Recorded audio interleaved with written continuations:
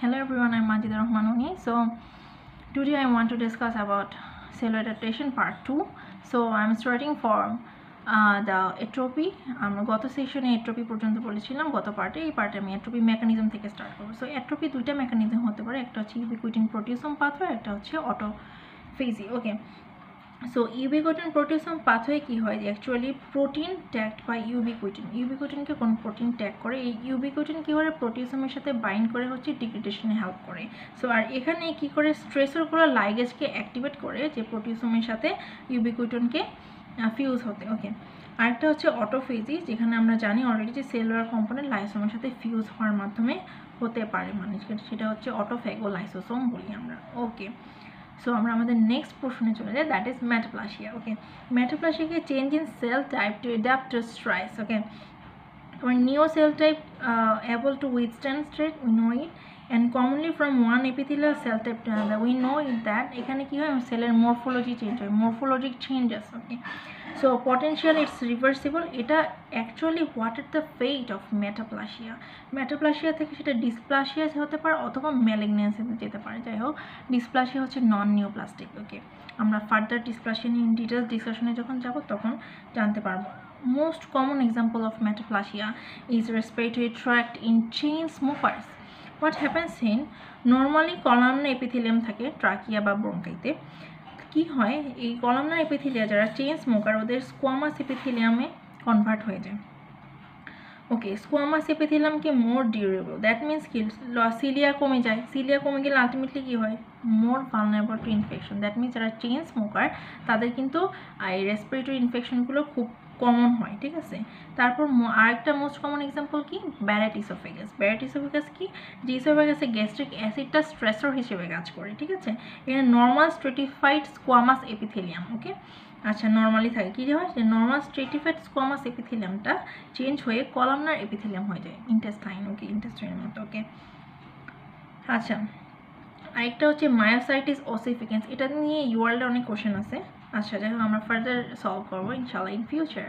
Okay, so heterotrophic ossification, that means কি muscle metaplasia হয় বনে, এপিথেলিয়াল সেলগুলো না, কিন্তু মেসেনকাইমাল সেলগুলো কনভার্ট হয় অস্টিওব্লাস্টিক টিস্যুতে।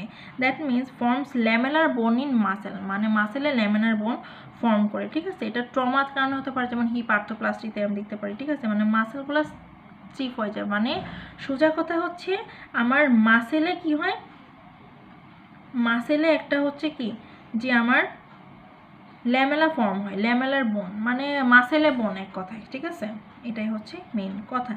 এখন আমরা একটু এখানে চলে আসি যে হোয়াট ইজ ডিসপ্লাসিয়া। আমি ডিসপ্লাসিয়া একটু বলে ফেলছি যে এটা হচ্ছে আমার নন নিউপ্লাস্টিক। তারপরে আমি আসি ডিসপ্লাসিয়া কি। আচ্ছা, আমরা তো একটা মেটাপ্লাসিক চেঞ্জ তিনটা বললাম, আরেকটা হতে পারে অ্যাপোক্রাইন মেটাপ্লাসিয়া। সেটা কি যে ফাইব্রোসিস্টিক চেঞ্জ হয় ব্রেস্ট, যেটাকে বিনাইন অ্যাপিথেলিয়াল অল্টারনেন্স বলে। ঠিক আছে, অল্টারনেশন বলে।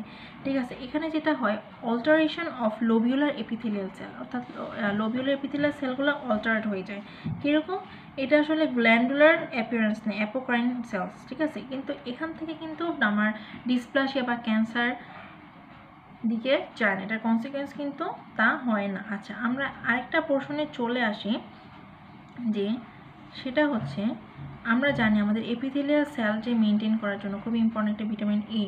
সো ভিটামিন এ ডেফিসিয়েন্সি হলে আপার রেসপিরেটরি ট্র্যাক্ট ইনফেকশন বেশি হবে, জ্যারাথ্যালমিয়া, ড্রাই আইস। ঠিক আছে, আচ্ছা যাই হোক, যেটা which can lead to epithelial metaplasia, ক্যাটনাইজেশন। ওকে, সো আমরা চলে আসি আমাদের dysplasia, D for disorganised proliferation, that means non neoplastic but can be precancerous. আমি অলরেডি বলছি এখানে কী হয় মাইল্ড ডিসপ্লাসিয়া মে রিজলভ, কিন্তু সিভিয়ার যদি ডিসপ্লাসিয়া হয় সেটাকে কিন্তু রিভার্স করা যায় না, সেটা ইরিভার্সিবল হয়ে যায় এবং সেটা কিন্তু ক্যান্সারের দিকে চলে যায়।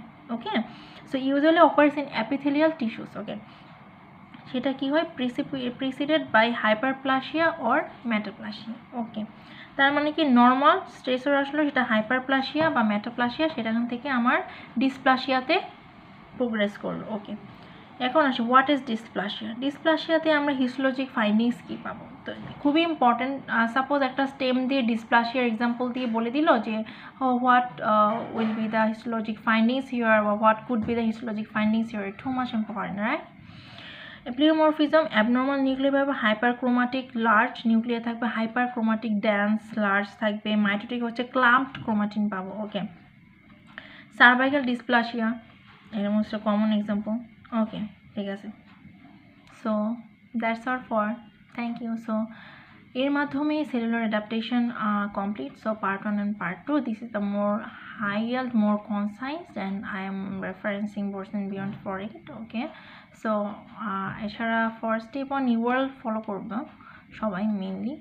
এছাড়া হচ্ছে ফার্স্ট এইড থাকে, তার সাথে হচ্ছে কনসাইজ ফরমেশনের জন্য আমরা হচ্ছে বিএনবি দেখতে পারি short time, or URL is more than enough for step on, যেহেতু এটা পাস অ্যান্ড ফেল।